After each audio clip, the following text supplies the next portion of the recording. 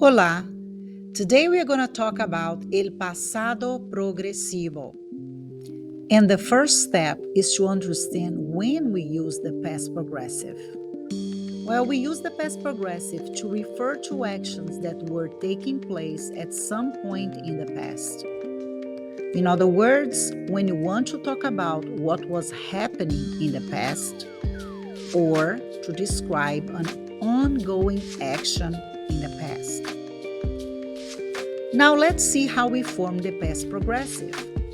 The past progressive is formed by a combination of two verbs, two parts, let's say. The first part is the imperfect tense of the verb estar. And the second part, just like in the present progressive, you're going to use the present participle or gerund, the ing in English. Let's take a look at the imperfect tense of the verb estar. Yo estaba, tú estabas, él, ella, usted estaba, nosotros, nosotras estábamos, vosotros, vosotras estabais, ellos, ellas, ustedes estaban. And to form the gerund or the present participle, you need to observe if the regular verb ends in AR, you're going to remove the AR and add ando. For example, cantar, cantando, tocar, tocando, llamar, llamando, estudiar, estudiando.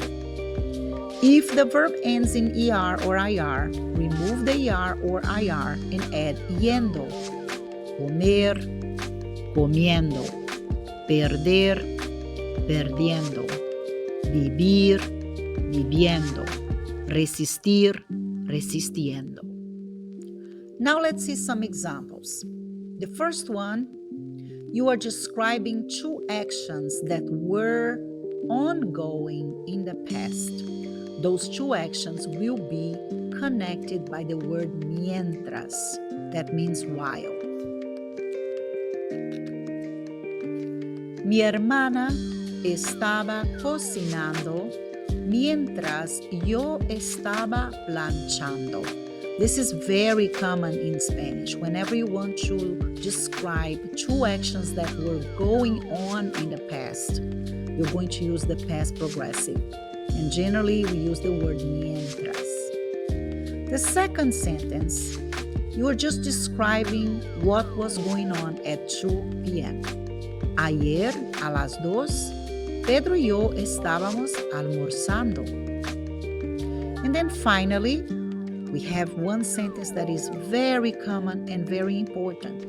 In this sentence, you have a long action that was going on in the past that was interrupted by something sudden or something very short. So the long action, the action that was going on, you need to express using the past progressive, but the short action, the one that interrupted the long action, needs to be in the preterite. So let's see. Mi mamá estaba hablando por teléfono. This is the long action. She was talking on the phone. Cuando llegué. So cuando llegué is the short action that interrupted the long action. Finally, let's see how we use the past progressive with reflexive verbs. Well, let's see the options. Whenever you have past progressive with reflexive verbs, because we are dealing with reflexive pronouns, you have the option of placing the reflexive pronoun before the verb estaba or attaching it to the gerund. And then you need to add an accent mark, just like in the present progressive. Mi esposo se estaba afeitando mientras yo me estaba duchando.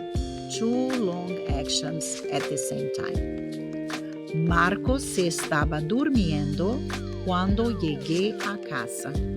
Here you have a long action that was interrupted by a short action.